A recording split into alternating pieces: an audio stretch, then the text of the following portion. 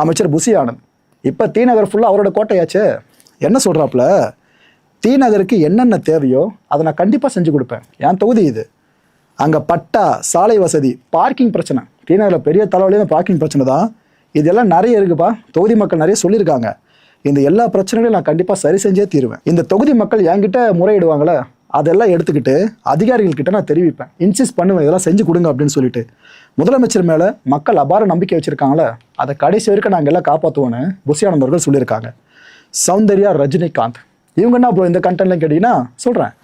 அவங்க ஒரு நல்ல விஷயம் சார்ந்த ஈவெண்ட்டில் கலந்துக்கிட்டு இருந்திருக்காங்க, பொது சேவை சார்ந்து தான். அப்போ அவங்க சில விஷயங்களை சொன்னாங்க, ப்ரெஸ் பீப்புள் கேட்டிருந்தாங்க.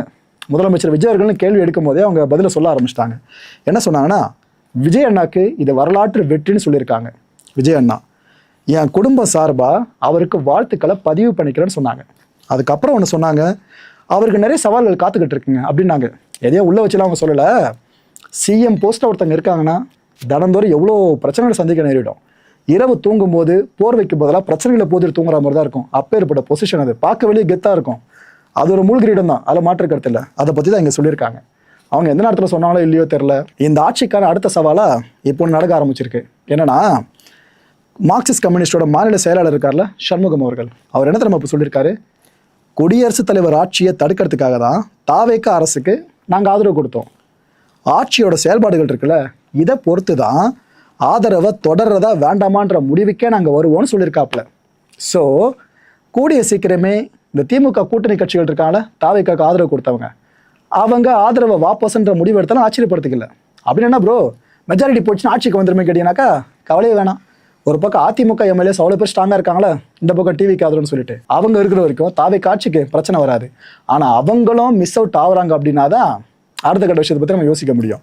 இப்போ ஜஸ்ட் ஒரு சிக்னலை கொடுத்துருக்காங்க, இது எந்த அளவுக்கு பெருசாக போகணுன்றதை வெயிட் பண்ணி பார்ப்போம்.